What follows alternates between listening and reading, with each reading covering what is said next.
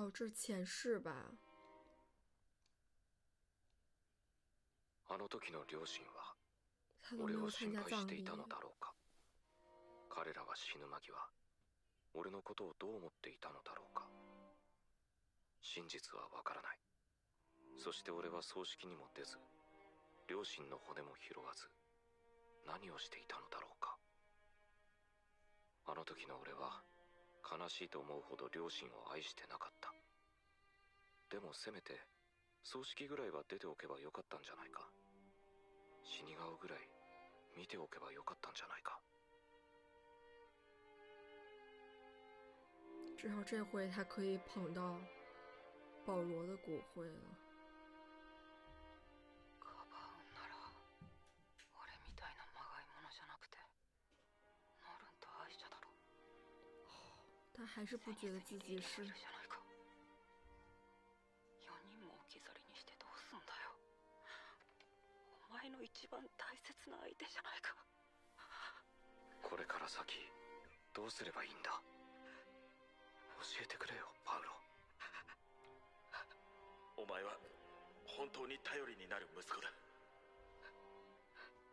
俺は自分がパウロの子供じゃないと思っていたのに、パウロは俺の父親だったんだ。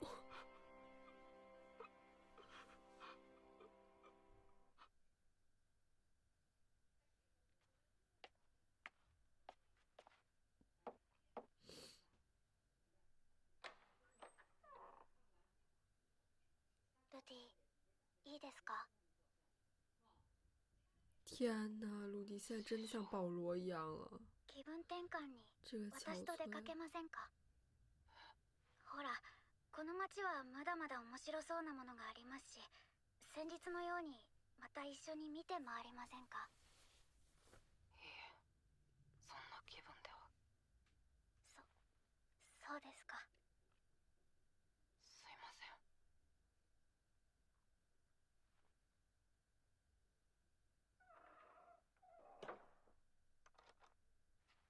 不会吧？失礼します。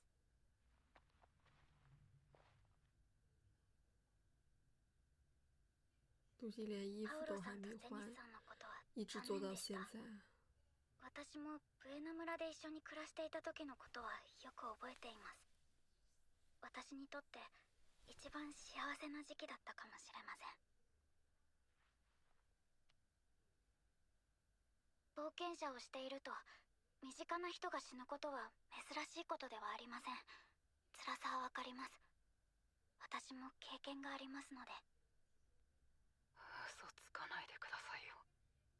師匠は父さんも母さんも元気じゃないですか。そうですね。最後に会ったのは数年前ですが、どちらも元気。じゃあわかんないですよ。軽々しくわかるなんて言うなよ。気づいたんだ。やり直した気になって、うまくやれている気になって。でも大切な部分からは目を背けていたことに。家族との確執から目を背けて、这把また取り返しの剑，つかない失敗を繰り返して。変われたと思っていた。でも結局何も変わっていなかったんだ。ブエナ村での生活は本当に幸せでした。ルディはとても才能にあふれていましたし、パウロさんもゼニスさんも温かく接してくれました。あなたたちが私に家族の温かみを教えてくれたんです。私にとってパウロさんたちは第二の家族です。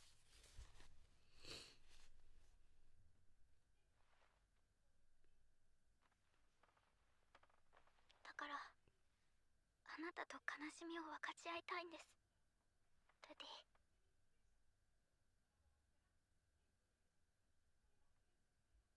私は小さくて至らない師匠ですが、ルディよりも長く生きている分だけ頑丈です。持たれてくださっても構いません。辛いことでも二人で分ければきっと薄くなります。ルディ。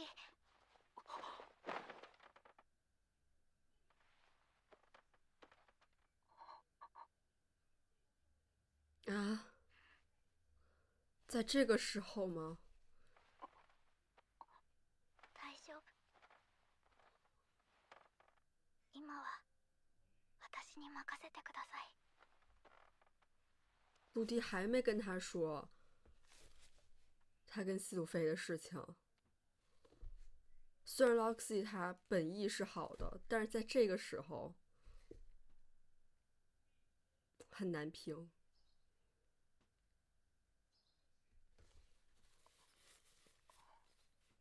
然后鲁迪就这么顺理成章的，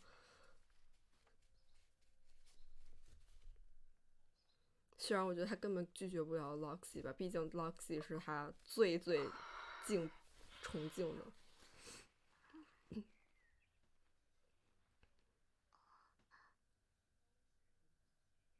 所以他还是孕期出轨了。おはようございます。少しは気が晴れましたか？はい。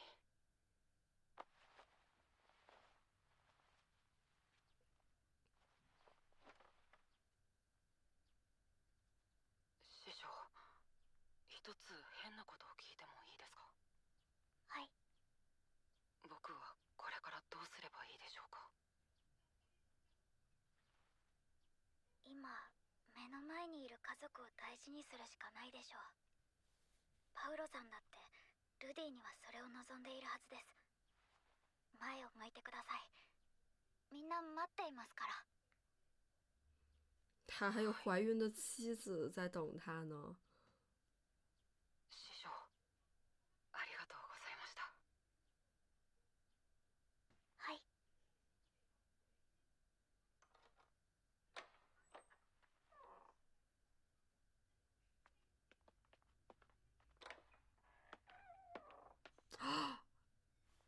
ロキシ、あなた。艾丽娜肯定。ルディ、申し訳ありませんが、私はエリナリーゼさんと話があるので、リーリャさんのところには一人で行ってください。わかりました。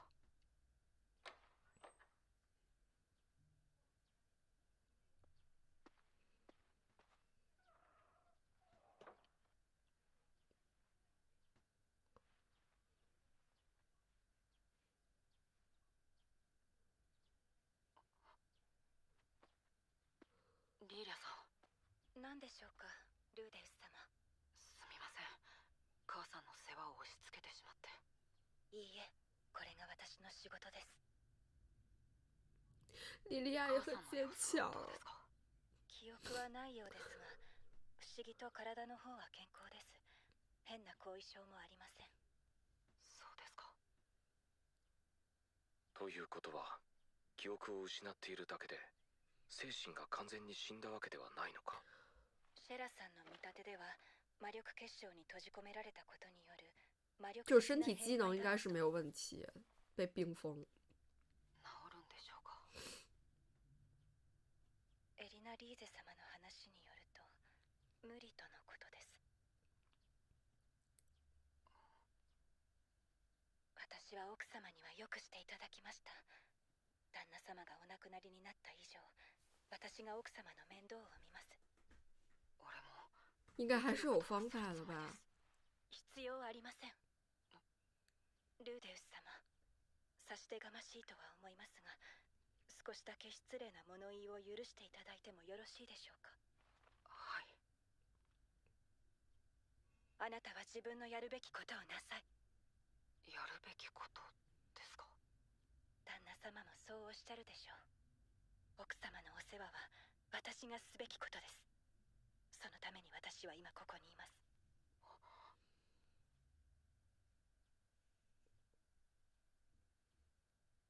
帰りましょう。家族のところへ。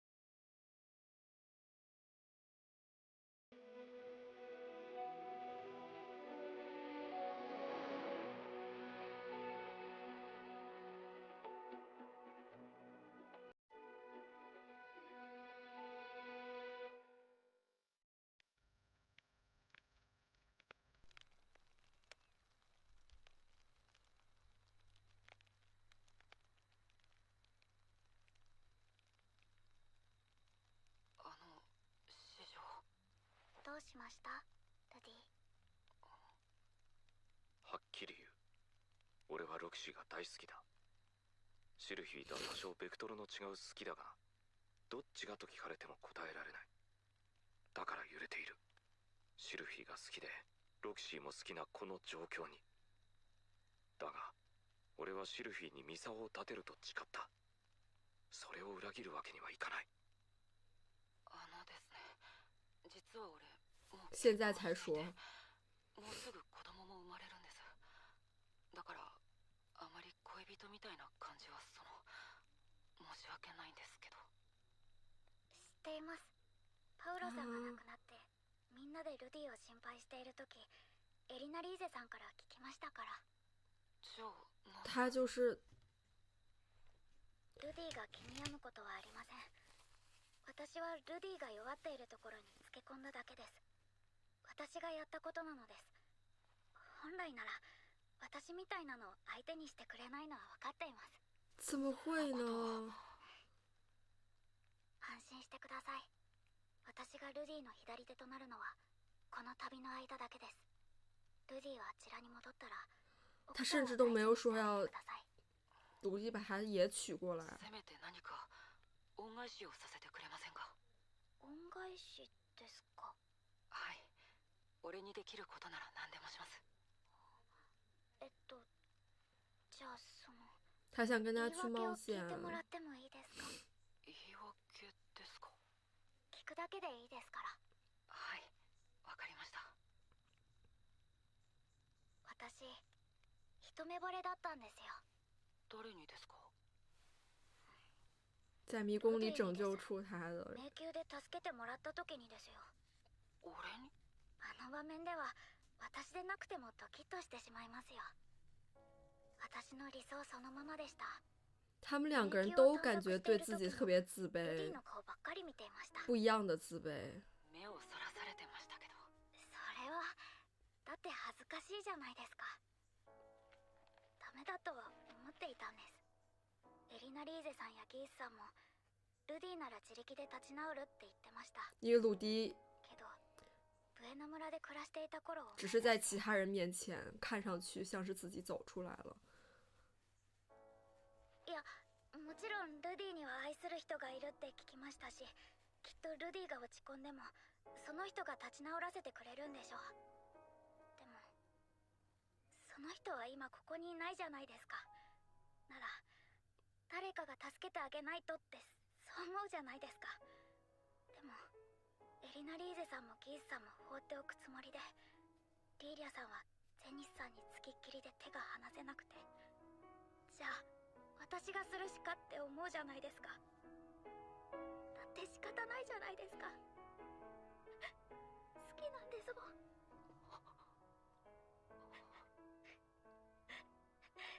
ひどいですよ。あんまりですよ。師匠。何ですか？せめてこの旅の間だけでも。それでどうするんだ？何の解決にもなっていない。俺のためにもロキシーのためにも。只是延长这种终要结束的关系而已。やめてください。そういうのは何もする必要はありません。ロキかりましたシ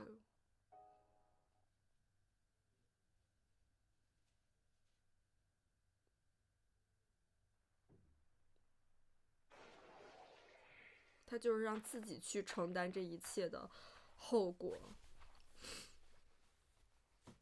もう目隠しを取っても大丈夫ですよ。ルディ、哦，他们ここは魔法陣近くにある森です。信じられん。本当に北方大地まで来たのか？どうりで先輩がラパンに来るのが早かったわけだ。这祭司还很可疑呢，不知道为什么他要骗鲁迪。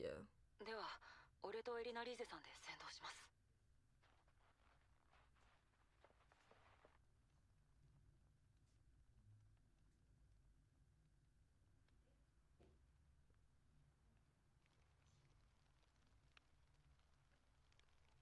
ルーデウス、あなたミリス京都ではありませんでしたわよね。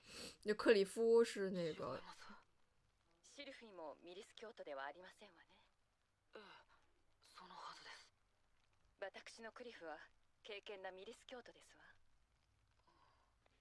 知ってます？ミリス京都というのは妻を一人しかめとってはいけないという決まりがあるんですのよ。哦，所以就是说鲁迪可以去娶，就像保罗一样。少々堅苦しいけれど、実際に愛される側に回ってみると心地よい教えですわね。けれど、所以艾丽娜在当时就是对克里夫。私は別に複数の相手を同時に愛することが悪いとは思いませんのよ。エリナ・リーゼさん、さっきから何が言いたいんですか？ルーデウス、ロキシーをめとりなさいな。真就像保罗说的两把剑了。ええ、私が言いますわ。私でないと言えませんもの。Roxy 肯定不会说的。今のロキシーは見ていられませんわ。あの子、本当はあなたに甘えたいのに身を引くつもりですのよ。自分の会うタイミングが悪かったというだけで。私、控えめでもいいからロキシーには幸せになってほしいんですの。いや、俺はシルフィーと。ロキシーのことはどうしたいんですの？幸せになってほしいですよ。できることなら俺がロキシーもシルフィーも幸せにしたい。でも虫のいい話だ。シルフィーと結婚して子供まで作って、それでいて別の女も欲しいなんて。俺は今まで散々パウロをクズだと言ってきておいて、あいつと同じようなことをしたいと考えている。思い出してごらんなさい。パウロがリーリアをめとった後、ゼニスは不幸になりましたか？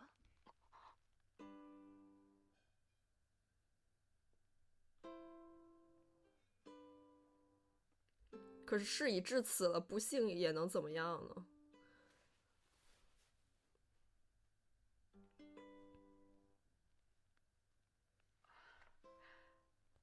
最初母さんは泣いていましたけどね。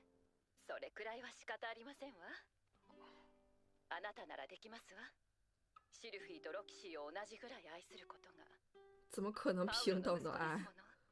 それぐらいの解消があるはずですわよ。二人が好きだという気持ちに偽りはない。だが旅先でこんなことになってシルフィーに幻滅されるだろう。我觉得西路飞肯定也说没关系。自分だけを愛してほしいかもしれない。二人に見放されてまた一人になるかもしれない。それでも俺は二人を幸せにしたい。でも俺がそうしたいからといって師匠とシルフィーがイエスと言ってくれるかどうかはまた別の話でしょう。じゃあ今ロキシーに聞いちゃいなさいな。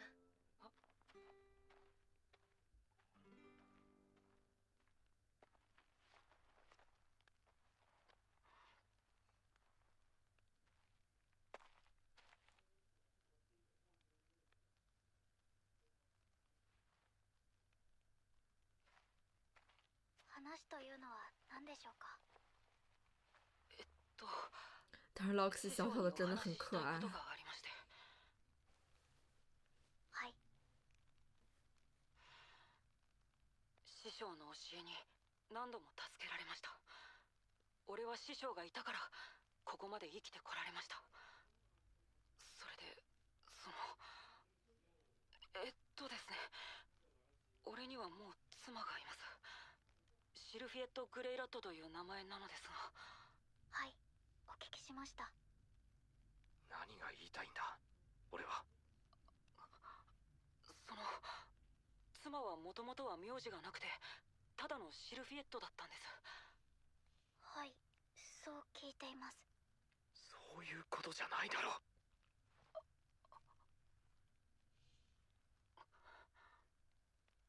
う。もういい。後になってああしておけばというぐらいなら俺はクズでいい。師匠もロキシー・グレイラットに名前を変えるつもりはありませんか？愛しています。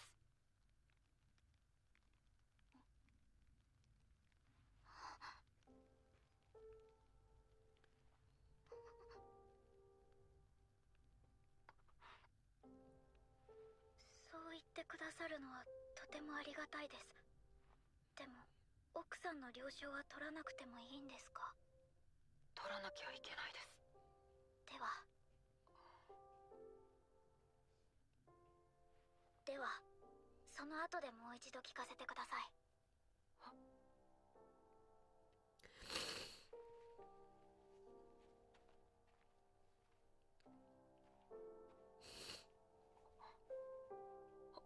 はい。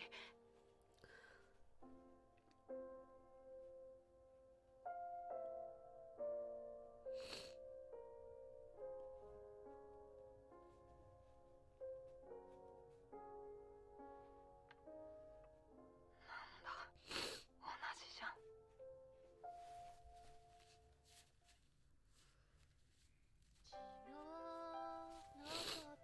每次看到这把剑，就感觉好像保罗都还在他身边一样。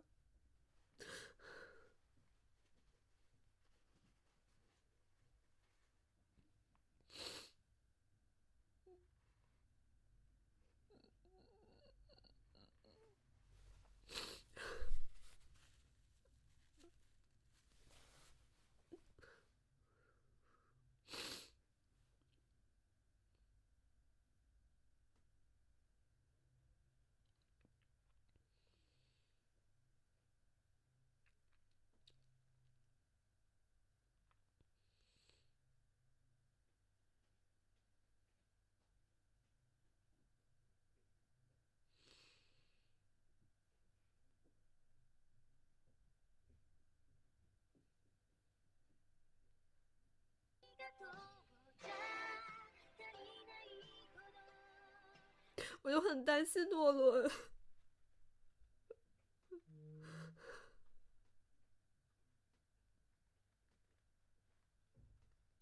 哦，他们都没法重聚了，就像他之前的幻想。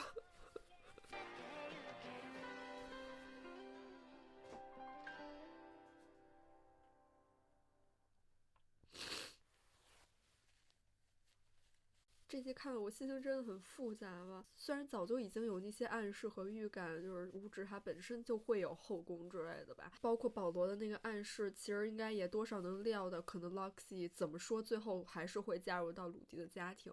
但是我是觉得，就是对于保罗的这个悲情还没有完全彻底的都结束呢，但是已经就是投入到下一段幸福的生活了吧。虽然在他们这种世界里应该不存在什么守孝3年之类，在我看来应该在经历过一个非常大的这样的重创，是没有任何心情可以去投入到下一段甚至是恋爱关系或者说是要结婚的这个地步。但是对于鲁迪来说呢，肯定是不一样的情况，他需要一个能够振作起来的机会。就是我觉得还沉浸在就是失去保罗的这种悲伤中，我也很想念保罗，可能生活就是这样吧，已经很快的到下一个阶段了。当然就像陪在鲁迪的这把剑一样，鲁迪肯定也是没有忘记保罗，而且他肯定会持续的从保罗身上学到更多吧。在保罗离开他之后，他逐步的也去更加的理解了保罗，就像他离开了他前世的父母之后，他才重新去试图理解他前世父母当时的感受一样。就开头鲁迪他又回想起自己前世的父母，也让我想到他就是又回忆到自己的大哥的时候吧。在这个世界里，他获得的一些情感体验和经历的事情，都会让他不断的去追溯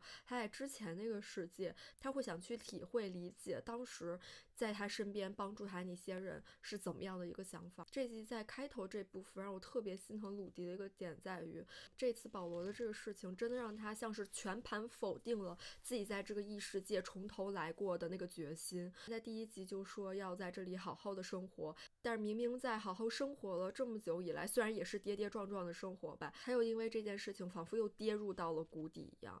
鲁迪也就说自己不是保罗的真儿子似的，觉得保罗还有其他更应该保护的对象，比如说杰尼斯、诺伦、艾夏他们。但是虽然保罗就是如果心里真的有个顺位的话，可能鲁迪排的稍微后面一点，但是仍然是比他自己的命要重要的。鲁迪他可能还是在需要一步一步逐渐的去接受自己也是被家里人非常重视的爱着的，就觉得就是也不要把自己看得太轻了吧。虽然这就是鲁迪一贯的这个思维模式，或者说是他的自洽。其实 Loxi 他想去帮助鲁迪的这份心情也是非常能理解，毕竟他也本身就喜欢鲁迪。虽然很多时候我们都说要快一点从这种悲痛中走出来，但是我觉得也不用这么快，有些情绪还是需要自己一些时间去消化。但是在这里就像比较简单粗暴的直接是通过一场这种上床就解决了，也不算解决吧，但是就是让他这个时候能够走了出来。还有一个点是 Loxi 他是看到过鲁迪小时候的样子的，他知道鲁迪他把自己这样封闭在自己这个悲痛和这种世界里会是什么样的一个后果和下场，所以他可能更加的急迫，或者说非常想尽快就是把鲁迪这样拉出来。就像家人说啊，鲁迪他不会自己一蹶不振的，但是鲁迪一路走过来，他很多低谷的时候受挫的时候是有身边其他人的帮助的，比如说以前的 Loxi， 比如说后来的斯鲁菲。最开始爱丽丝她走的时候，鲁迪把自己躺在床上起不来，虽然他当时自己靠自己走出来了，但是那个时候他并没有真正的就是恢复过来，不能放任鲁迪就是这样下去，需要他的这个外界的一个加持。鲁迪说别随口说那么了解我，我觉得也很有共鸣吧。我想的也是一样的，就是感觉这世界上根本就不可能有真正就是完全能够感同身受的人，另一个人的存在。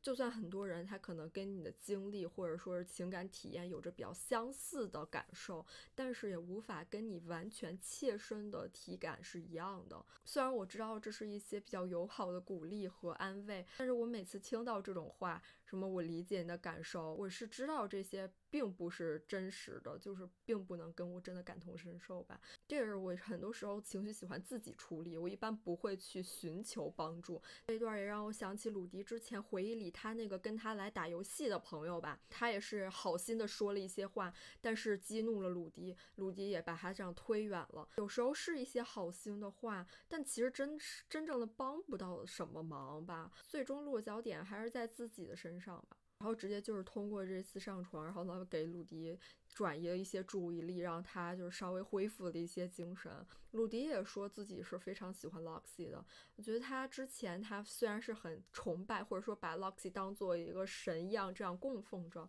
但是其实他内心深处就是对 Loxi 有着不一样的感受的，就一直以来都是这样，只不过他会把这些化作为是一个对于女神的崇敬，而不是就是男女之情的那种喜欢。但是这让我觉得有些悲哀的地方在于，就是他真的就是通过是一场性事，而我觉得可能会有别的更好解决方式吧，就可能是其他的方面 Loxi 帮助到鲁迪或者什么，当然可能这样来的更简单粗暴一点。Loxi 最后跟鲁迪坦白的那一段也就是非常的感人吧，就 Loxi 他真的就是只想牺牲自己， Loxi 也是甘愿就是在这一路上去充当缓解鲁迪情绪安抚他情绪这么一个途径，而也不去寻求任何的回报，当然这个回报可能是鲁迪的这个心意，他也不需要鲁迪就是对他的情感负任何的责任，而是觉得就是只要能帮助到鲁迪就好，然后在鲁迪回归到他自己的生活之后，也不再去打扰他，这样自己这个自私的地方，我觉得就是既有自私但是也有无私。 Loxi 也是坦白说是自己趁虚而入，也去缓解鲁迪他可能心中有的那种愧疚感，就是对自己的妻子，把自己去当做这整个事情唯一的恶人。我觉得刻画的很好的一个点在于，就是 Loxi 他其实也并不是一个完美的人，也不真是什么就是在祭坛上的女神，他也是有自己的私心，他也会自己坦然的面对。客观来讲，他确实就是趁鲁迪他在得知鲁迪有妻子之后还这样趁虚而入，虽然这个本意是想去帮助鲁迪，整件事情西鲁菲都不知道的情况下，这就是一个出轨的，而且其实是他发起的嘛。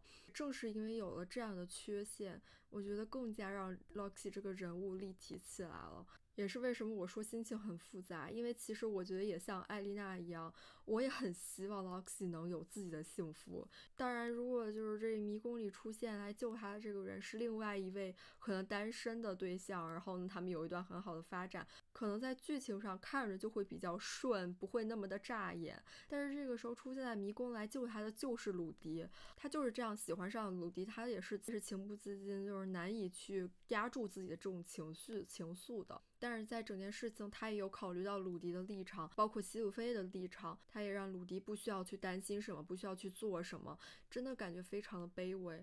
Loxy 也觉得鲁迪看不上他，但是这怎么可能呢？看到 Loxy 把自己当恶人的时候，看到他真诚表露自己情绪的时候，我也非常非常的痛心吧。但是他最后能获得一个这样的幸福，虽然鲁迪不是完全他一个人的，但是我还是很为他感到高兴，就是跟艾丽娜是一样的那种感受吧。好希望他也能幸福。艾丽娜也说到了就是这个米利斯教徒的事情，觉得也难怪他当时克里夫要娶她的时候他会那么的感动吧，因为这是也变相的说明克里夫整个人生都只艾丽娜这一个人。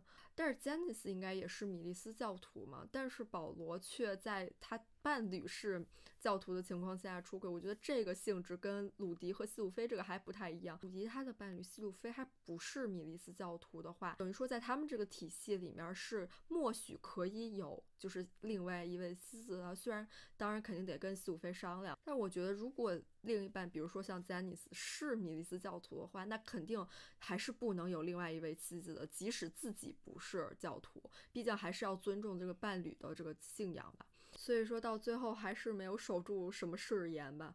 当然可以说这个誓言有这样那样的理由，但是誓言这种东西本身看的不就是个结果吗？我也很为希鲁菲感到难过吧，虽然他自己可能觉得还好。鲁迪也说到什么平等的爱，我觉得这种事情是怎么可能真的做到，完全对于每一个妻子都能非常平等的，完全没有任何偏心，无时无刻都做到这种地步，肯定也是很不现实吧。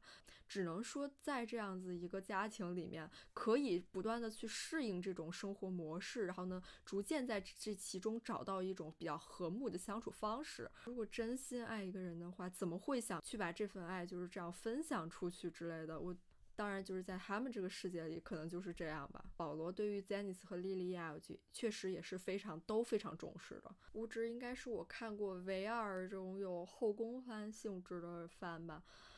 还有一个当然是从零开始异世界生活，当然那个并没有到结婚的地步吧，我肯定是不爱看后宫番的，我就是对这种题材天然的也挺排斥的。再说这种番受众又不是我，这下好家伙，出去一趟回来多了一老婆，少了一个保罗，我觉得诺伦直接气死了。鲁迪也现在是两把剑在手，能体会到保罗的那种心情。接下来的生活对于鲁迪来说也是非常大的挑战的，我也很期待他之后跟詹妮斯的故事吧，如何去解救母亲，或者是如何去帮助这一位自己认为不熟的母亲，怎么样去处理他其他的这些家庭关系。还有一个就是基斯他的这个疑点，我觉得鲁迪应该之后好好想想，应该是能就是疏通基斯他的这个疑点的。现在还不能明确他的这个目的在于何处，或者说是基斯有没有其他的可能同伙同谋之类的。那这是不是要结束啊？我们下期再见，拜拜。